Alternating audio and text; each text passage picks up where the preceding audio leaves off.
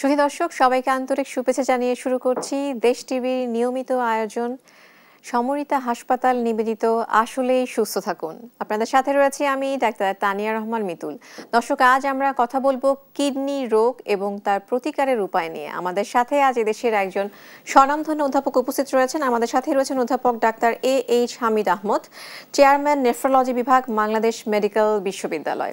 Sir, প্রথমে অনুষ্ঠানের পক্ষ থেকে আন্তরিক শুভেচ্ছা। কেমন আছেন? আপনাকে শুভেচ্ছা। ভালো আছি, সবাইকে শুভেচ্ছা। স্যার, প্রথমে আমরা আজকে কথা বলবো যে কিডনি রোগ নিয়ে কথা বলবো, কিন্তু তার আগে তো আমাদের জানতে হবে যে কিডনি আসলে আমাদের শরীরে কি কাজ করে আমাদের শরীরে কিডনি। খুবই কমন কোশ্চেন, ইম্পর্টেন্ট কোশ্চেন, এবং সবাই জিজ্ঞেস করে। কিডনির অনেক ফাংশন। মনে হয় যে কিডনি শুধু প্রস্রাব তৈরি করে, তা না। এই প্রস্রাব তৈরি করার মাধ্যমে সে বডির ফ্লুইড ব্যালেন্স মেনটেন করে, মানে পানির শূন্যতা বা বেশি হয়ে গেলে সেটা নিয়ন্ত্রণ করে, ব্লাড প্রেশার নিয়ন্ত্রণ করে, লবণকে নিয়ন্ত্রণ করে, এবং সর্বোপরি খনিজ পদার্থ যেগুলো শরীরে কম বেশি হয় সেগুলোকেও নিয়ন্ত্রণ করে। মোরওভার এটা কিছু আপনার হরমোন তৈরি করে, যেমন ভিটামিন ডি, প্রোস্টাগ্ল্যান্ডিন, এগুলো খুব এসেনশিয়াল হরমোন কতগুলো তৈরি করে। আর সবচেয়ে সবাই যেটা জানে সেটা তো আছেই, যে শরীরে খাবারের পরে যে সমস্ত বর্জ্য পদার্থ হয় সেগুলোকে নিঃসরণ করে দেয় কিডনি প্রস্রাবের মাধ্যমে। তাহলে স্যার অনেকগুলো গুরুত্বপূর্ণ কাজ আসলে কিডনি আমাদের শরীরে করে থাকে। তাহলে স্যার আমরা কি বুঝবো যখন আমরা বলি কিডনি কাজ করছে না, কিডনি বিকল হয়ে গেছে, এই কথার অর্থ আসলে কি? এই কথার মানে হচ্ছে কিডনির নর্মাল ফাংশনগুলো হ্যাম্পার্ড হয় এবং সেটা রিভার্স হয়, উল্টে যায়। যেমন ধরেন পানি বের করে দেওয়ার কথা, কিন্তু সে পানি ধরে রাখে, যার ফলে শরীরে পানি জমে যায়। লবণকে তার নিয়ন্ত্রণ করার কথা, যদি বেশি ছেড়ে দেয় সোডিয়াম, তাহলে সোডিয়াম কমে যায়। পটাশিয়ামকে বের করার কথা, কিন্তু সে যদি ধরে রাখে তাহলে পটাশিয়াম শরীরে বেড়ে যায়। আর যদি রক্ত তৈরি করতে যে সাহায্য করে সেই হরমোনটা যদি না আসে, রেনিন, তাহলে তো ওই রক্তশূন্যতা দেখা দেয়। আর রক্তশূন্য হলে তো সমস্ত শরীর জেনে যায় যে তার অসুস্থ, সে অসুস্থ। সুন্দর বলেছেন স্যার। এবার জানতে চাইবো, এই যে স্যার আমরা বলছি যে কিডনি বিকল হয়ে যাচ্ছে, তো এর কি কোনো রকম ফের রয়েছে যে অ্যাকিউট, মানে কোনো ধরনের মানে ডিফারেন্সিয়েশন কিংবা প্রকারভেদ রয়েছে কিনা? প্রকারভেদ আছে। খুবই ভালো প্রশ্ন করেছেন, কারণ প্রকারভেদের চিকিৎসাও কিন্তু প্রকারভেদ। রোগের কারণ হিসাবে, প্রকার হিসাবে তার চিকিৎসাও প্রকারভেদ। যেমন একটা ধরন আছে, হঠাৎ করে কিডনি বিকল হয়ে যায়। আগে সুস্থ ছিল, সে ডায়রিয়া হয়ে গেছে, তার শরীর থেকে অতিরিক্ত পানি চলে গেছে। তো তেল না দিলে যেমন গাড়ি চলে না, পানি না দিলে কিডনি চলে না, তখন কিডনি ফেলিওর হয়ে যায়। এই কিডনি ফেলিওরটাকে আকস্মিক বলে। এটা যদি 3 মাস পর্যন্ত বর্ধিত হয় তাহলে এটাকে আকস্মিক বলে। যদি এই সমস্যাগুলো 3 মাসের বেশি হয় তাহলে সেটাকে ধীর গতির কিডনি ফেলিওর বলে। ধীর গতির বলতে এটা আমরা আমাদের ভাষায় বলি ক্রনিক, আর অ্যাকিউটটাকে বলি হঠাৎ আকস্মিক, যেটা সেটাকে বলি আমরা অ্যাকিউট। এই অ্যাকিউট এবং ক্রনিকের মাঝখানেও একটা স্টেজ আছে, সেটা হচ্ছে অ্যাকিউট অন ক্রনিক। তার মানে তার কিডনিটা আগের থেকে ফেলিওরে ছিল, তার মাঝখানে একটা ইনসাল্ট হওয়াতে, একটা ধরেন এলিমেন্ট তাকে হিট করাতে সে অতিরিক্ত খারাপ হয়ে গেছে। তো এই 3 ধরনের ম্যানেজমেন্ট এবং তাদের অসুখের বিস্তৃতি, এটা 3 রকম হয়। আকস্মিক যেগুলো, সেগুলো সাধারণত রিকভার করে যায়, বেশিরভাগই 90% রিকভার করে যদি আর্লি আসতে পারে। আর ওই 10% যারা দেরিতে আসে তাদের রেজাল্টটা ভালো হয় না।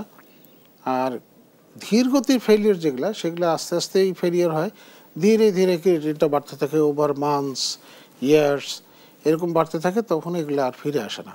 এগুলোর জন্যই ডায়ালিসিস, ট্রান্সপ্লান্ট বা পার্মানেন্ট চিকিৎসা এতগুলো ব্যবস্থাপনা রয়েছে। স্যার, এই যে কিডনি বিকল হয়ে যাচ্ছে, হোক সেটা অ্যাকিউট হোক সেটা ক্রনিক, তার পিছনে নিশ্চয়ই কোনো কারণ রয়েছে। সেই কারণগুলো কি? প্রধানত মানে হঠাৎ কিডনি বিকল যেটা হয় সেটা সাধারণত হয়, ধরেন আপনার পানি শূন্যতা একটা আমাদের দেশে কমন। এগুলো আবার জিওগ্রাফিক্যাল ভ্যারিয়েশন আছে, যেমন উন্নত বিশ্বে একরকম, আমাদের এখানে একরকম। তবে মোটামুটি ভলিউম কন্ট্রাকশন যেটা বলি আমরা, যে শরীরে পানি শূন্যতা রক্ষা করা যায় না বিধায় এক ধরনের ফেলিয়ার হয়, সেটা ডায়রিয়াতে হতে পারে। আমাদের দেশে ওই প্রসূতি মায়েদের ডেলিভারি করার সময় অতিরিক্ত রক্তপাতের কারণে হয়।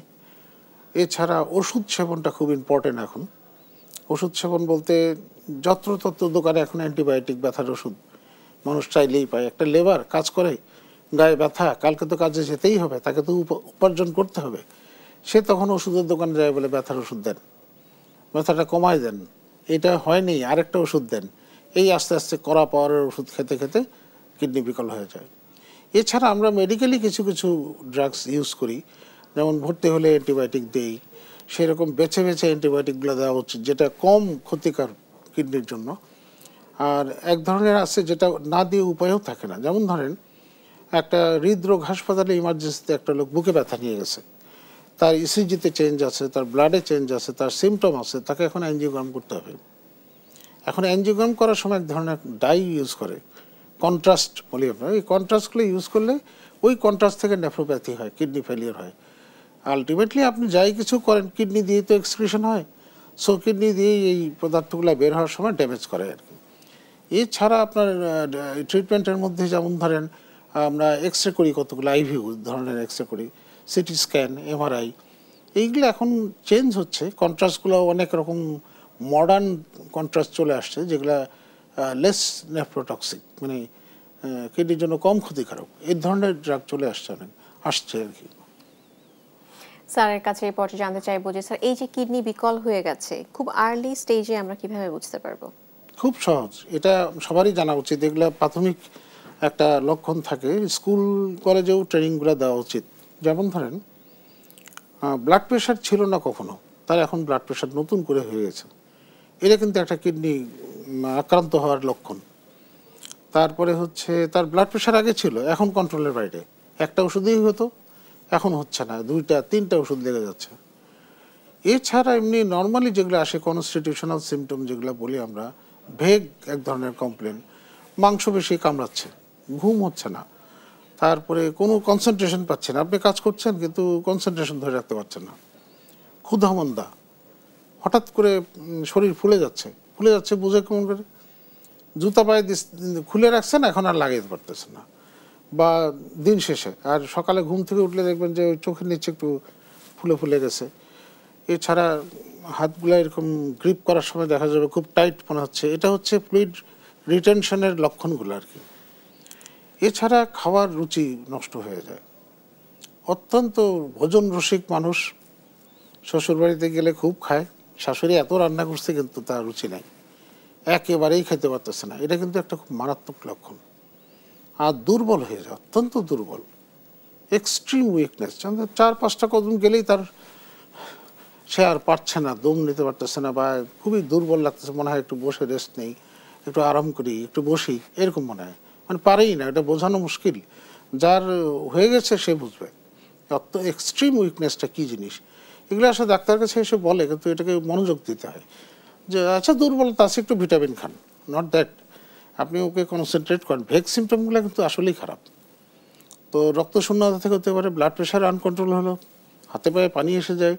এছাড়া যদি স্টোনের জন্য হয় তাহলে কোমরে ব্যথা হতে পারে, প্রস্রাব কমে যায়, জ্বালাপোড়া হয়, ইউরিন ইনফেকশনের মতো হয়। আর রিসেন্ট কোনো হিস্ট্রি আছে কি না, যে তার আগে একটা কিডনি বায়োপসি হয়ে গেছে, কিংবা কিডনি ট্রান্সপ্লান্ট ছিল, কিংবা তার কোনো ওষুধ প্রয়োগ করছে রিসেন্টলি, এই হিস্ট্রিটাও খুব ইম্পর্টেন্ট এই ইয়েটা ধরার জন্য, লক্ষণটা ধরার জন্য। তাহলে আমরা মোটামুটি 3টা সিম্পল ওয়ে যদি বলি, একটা হচ্ছে ব্লাড প্রেশারটা চেক করেন, ইউরিনে আমরা মাইক্রো অ্যালবুমিন দেখি, বা এসিআর দেখি, বা পিসিআর দেখি, প্রোটিন ক্রিয়েটিনিন রেশিও, আর একটা ক্রিয়েটিনিন টেস্ট করলাম, সিম্পল, এটার জন্য আর কিচ্ছু লাগে না, কত 300 টাকার মধ্যে হয়ে যাবে, মানে খুব কম খরচে আমরা আসলে ডায়াগনোস করে ফেলতে পারছি। আর সরকারি হাসপাতালে তো ফ্রি হয়। আর এর পরে যেগুলো আছে সেগুলো একটু কস্টলি হয়, সেগুলো ইন্ডিভিজুয়ালাইজড, রোগী অনুযায়ী সেটা ডিফার করে।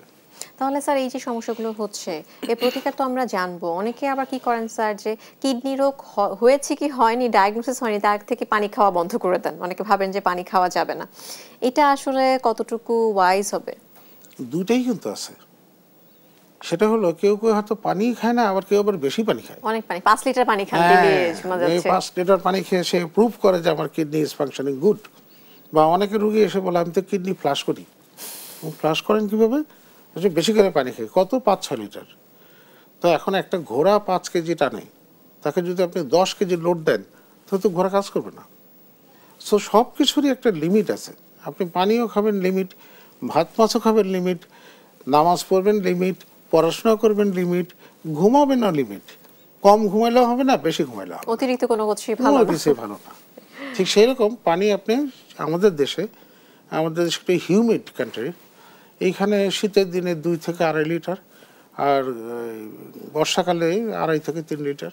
এরপরে যদি আর কোনো এক্সট্রা লস হয়, আপনি বাগানে কাজ করলেন বা মাঠে কাজ করলেন, একটু বেশি এক্সেসিভ সেটিং হলো বা হাঁটলেন বেশি, তাহলে ঘামটা বেশি হচ্ছে। সেখানে শুধু পানি না, কিন্তু সেখানে একটু সল্টেড ওয়াটার খেতে হবে।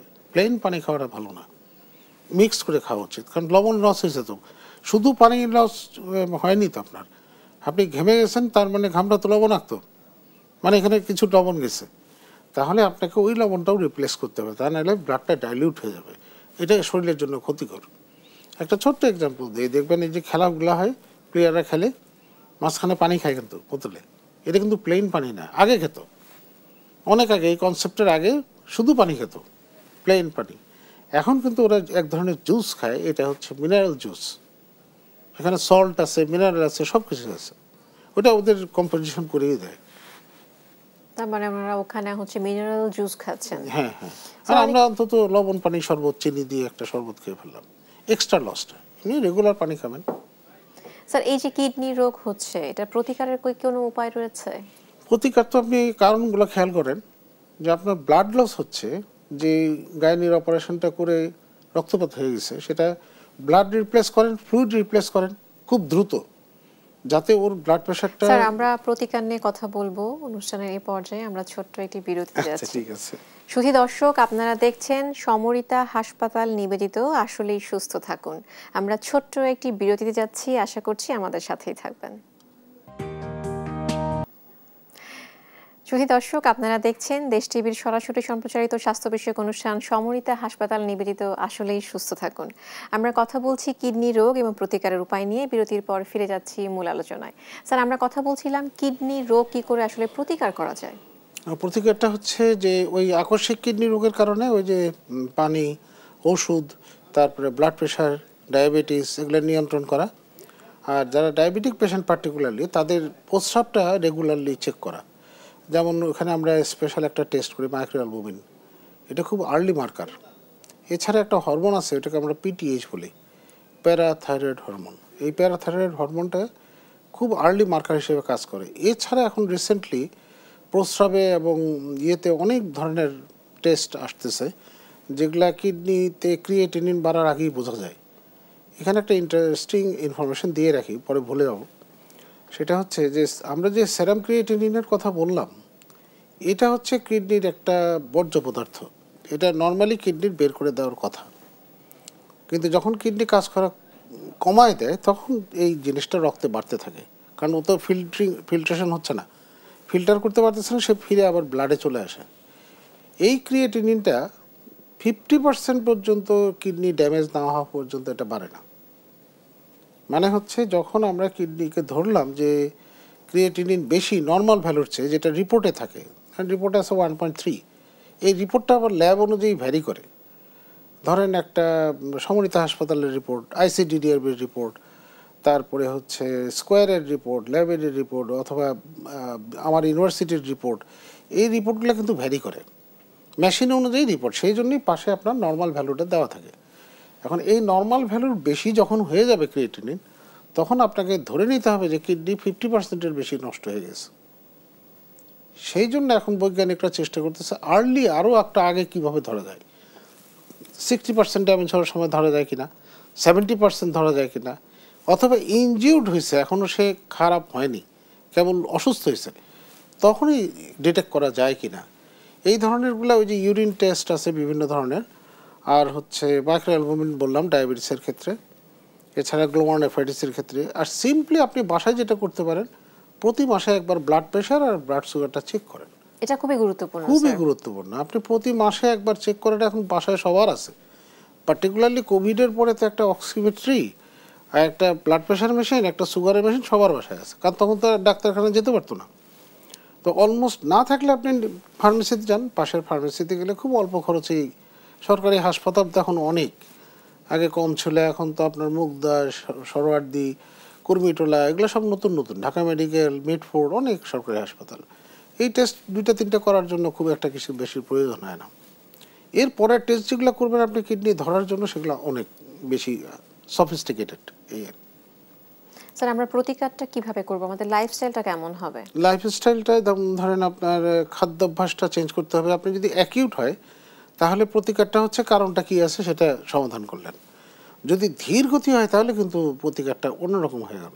অন্যরকম বলতে আমি বোঝাচ্ছি, এই ক্ষেত্রে ডায়েটারি ম্যানেজমেন্ট যেটা আছে, খাদ্য তালিকা একটা চেঞ্জ করতে হবে। তারপরে ওষুধগুলা আপনাকে বেছে বেছে খেতে হবে, সব ওষুধ খাওয়া যাবে না, বা খাওয়া গেলেও সেই ওষুধের মাত্রা সব একরকম হবে না। মাত্রা একরকম হলেও আপনার ইন্টারভেল যেটা বলি আমরা, যেমন 3 বেলা খাবেন না 2 বেলা খাবেন, 1 বেলা খাবেন কিনা। এছাড়া দেখেন সামনে রমজান আসতেছে, রমজানের মধ্যে রোজা কিভাবে রাখবে, কে রোজা রাখতে পারবে, কে পারবে না, তার কি অবস্থা, তার কিডনি কি বেশি খারাপ হবে রোজা রাখলে, না রোজা রাখার আগে কি ধরনের খাবার খাবে, এই ডায়েট গেলে গেল। আর ম্যানেজমেন্টের মধ্যে চিকিৎসার ওষুধ যেগুলা, যে কারণে কিডনিটা ফেল হয়েছে সেটাকে কন্ট্রোল করতে হবে। এখন তো বলে সুপার কন্ট্রোল। যেমন ধরেন আপনার ওয়েস্টার্ন কান্ট্রিগুলোতে কিডনি নষ্ট হয়ে যাওয়ার, ধীরগতিরটা বলছি, নষ্ট হয়ে যাওয়ার প্রধান কারণ হচ্ছে ডায়াবেটিস, ওবেসিটি, স্থূলতা আর কি। আর হচ্ছে দ্বিতীয় কারণ হচ্ছে হাইপারটেনশন। তারপরে আপনার কিডনির ছাকনির প্রদাহ, যেটা ফিল্টার ডিফেক্ট বলি আমরা, গ্লোমারুলোনেফ্রাইটিস। তারপরে অন্যান্য যেগুলো আছে আপনার পাথর, স্টোন, তারপরে জন্মগত ত্রুটি। কিডনির অনেক জন্মগত ত্রুটিও আছে যেটার কারণে কিডনি নষ্ট হয়ে যায়। তারপরে বংশ পরস্পরায় কিছু অসুখ আসে, সেগুলোর কারণে কিডনি নষ্ট হয়। এই জিনিসগুলোকে প্রতিকার করতে হলে আপনাকে স্ক্রিনিংগুলো ভালোভাবে করতে হবে। ধরেন বাবা মার ডায়াবেটিস আছে, কিডনি ডায়ালাইসিস করতো বা ট্রান্সপ্লান্ট করতো, অথবা পলিসিস্টিক কিডনিতে এক ধরনের একটা কিডনি আছে যেটা বংশ পরস্পরায় হয়ে আসে। সেই ধরনের যদি আগে থেকে থাকে পিতামাতার, তাহলে তাকে আমার আর্লি স্ক্রিনিং করতে হবে 30 বছর বয়স থেকেই। মানে আর্লি ডিটেকশন বেটার রেজাল্ট, কথা একটাই। এখন এই আর্লি ডিটেকশনগুলো আপনি এইভাবে করতে পারেন কারণগুলো চিন্তা করে করে। তার মধ্যে ডায়াবেটিস কন্ট্রোল, ব্লাড প্রেশার, এই সমস্ত রোগীগুলোকে আপনি আর্লি চেক করবেনই, 3 মাস পর পর ফলো আপ করবেন। আর যার কোনো রোগ নাই সে তো অন্তত 6 মাস পর পর হেলথ চেক আপ একটা করবে। এটা লিভারটা কেমন আছে, কিডনিটা কেমন আছে, হার্টটা কেমন আছে, মোটা দাগে এই 3টা দেখলেই হয়ে যায়। খুব সুন্দর বলেছেন স্যার। এবার জানতে চাইবো স্যার, কিডনি রোগ তো হলো, কি ধরনের জটিলতা হতে পারে? এটার কমপ্লিকেশন, মারাত্মক কমপ্লিকেশন। এই কমপ্লিকেশনই পেশেন্টকে মেরে ফেলে। কিডনি ফেলিয়ার হয়ে গেছে, আপনি ডায়ালাইসিস করেন অথবা কিডনি একটা নতুন ট্রান্সপ্লান্ট করেন, কিন্তু এর যে জটিলতাগুলো এগুলো খুবই মারাত্মক। যেমন ধরেন আপনি ফাংশনগুলো চিন্তা করেন, ফ্লুইড বের করতে পারছে না, হয়তো 24 ঘন্টায় প্রস্রাব হয় 4 গ্লাস, আন্দাজ, আমি মাপে বললাম না। এখন আপনি যদি 2 গ্লাস 4 গ্লাস হয় 8 গ্লাস খেলেন, তাহলে প্রতিদিন আপনার 4 গ্লাস করে এক্সেস বডিতে জমা হলো। পানি জমা হয়ে যাচ্ছে। এই 3 দিনের মধ্যেই তো আপনার ফ্লুইড হয়ে যাবে কত, 4 গ্লাসে 1 লিটার, তাহলে 3 দিনে 3 লিটার। এই 3 লিটার ফ্লুইড যদি আপনার বডিতে এক্সেস হয়, তাহলে আপনার শ্বাসকষ্ট হবে, হার্ট কাজ করবে না, এই পানিটা যায় ফুসফুস, হার্ট, ব্রেন, সব জায়গায় জমবে। তো জমলেই তো আপনার তখন হার্ট ফেলিওর হবে। এটা এক ধরনের কমপ্লিকেশন। ব্লাড প্রেশারটা মানে কন্ট্রোলের বাইরে চলে যাবে। আর হচ্ছে ওই যে টক্সিনগুলো বললাম, ইউরিয়া, ক্রিয়েটিনিন, এই জিনিসগুলা হার্টের উপরে খুব ইফেক্ট করে। এত কথা কেন বলছি হার্টের? কারণ হৃদয়টাই তো সব। হৃদয়টাই সব। এই হৃদয়ের মধ্যেই ঝামেলাটা বেশি হয় কিডনির সাথে। কারণ কিডনি এবং হার্টকে বলা হয় মাদার অ্যান্ড সিস্টার, এবং কিডনির ডাক্তারদেরকে বলা হয় ডক্টর অফ হাইপারটেনশন। কারণ ওই হাইপারটেনশনের মেইন কজের মধ্যে কিডনির কজটা খুবই মারাত্মক। এই প্রেশারটা কন্ট্রোল করতে না পারলে বেশিরভাগ কিডনি রোগী মারা যায়, আলটিমেট ফেট হচ্ছে এই হার্টের রোগীতে মারা যায়। হার্ট ভালো ছিল আগে, এখন কিডনি ফেল হওয়ার কারণে ব্লাড প্রেশার বেশি, ফ্লুইড বেশি, মেটাবলিক ওয়েস্ট প্রোডাক্ট বেশি, এরা সব হার্টের উপরে ইফেক্ট করে। ব্রেনেও করে, সব জায়গায় করে, কিন্তু মূল ইফেক্টটা হচ্ছে হার্টে করে। তাহলে কমপ্লিকেশনের মধ্যে একটা হলো হার্ট। 2 নম্বর হচ্ছে অ্যানিমিয়া। বলছিলাম যে ইয়ে করে, রক্ত তৈরিতে সাহায্য করে। সো কিডনি রোগীদের দেখবেন প্রায় হিমোগ্লোবিন কম, রক্ত শূন্যতা, এই জন্য দুর্বল লাগে, এই জন্যই সে হাঁটতে পারে না। আর একটা হচ্ছে মিনারেলগুলার ডেফিসিট কম বেশি হওয়ার কারণে, যেমন কিডনি রোগীদের নর্মালি কী হয়, ক্যালসিয়ামগুলো কম হয়, ফসফেট বেশি হয়। এই দুইটা আবার চাচাতো ভাই খালাতো ভাই, একটা বেশি হলে একটা কমে, একটা কম হলে একটা বাড়ে। এই দুইটাকে ব্যালেন্স করে কিডনি। যে বেড়ে গেছে তাকে বের করে দেয়, যে কমে গেছে তার জন্য ধরে রাখে। এই করতে যে সে করে কি, ক্যালসিয়াম এবং ফসফেটের মধ্যে একটা ব্যালেন্স মেনটেন করে। তো ক্যালসিয়ামটা যখন কমে যায় তখন বোনসের ইফেক্ট হয়। ক্যালসিয়ামের ম্যাক্সিমাম কাজ হচ্ছে হাড্ডির উপরে, আর ফসফেটের কাজ হচ্ছে মাংসের উপরে। এই মাংসের জন্য ওদের ক্যাটাবলিক স্টেট বেড়ে যায়, শুকায় যায়। অন্য অন্য জায়গায় ইফেক্ট আছে, চামড়া টামড়া সব কিছুতেই আছে। স্যার আপনাকে অনেক ধন্যবাদ। আমরা আশা করছি আজকে আলোচনা থেকে দর্শকরা অবশ্যই সচেতন হবেন এবং অবশ্যই উপকৃতও হয়েছেন। আপনাকেও ধন্যবাদ। শুধু দর্শক, আমরা যেটা বুঝলাম যে কিডনির রোগ নিয়ে আমাদেরকে সচেতন হতে হবে। আধুনিক চিকিৎসা ব্যবস্থা সব আমাদের দেশেই রয়েছে। আজ এই পর্যন্তই, বিদায় নিচ্ছি সমরিতা হাসপাতাল নিবেদিত আসলেই সুস্থ থাকুন থেকে।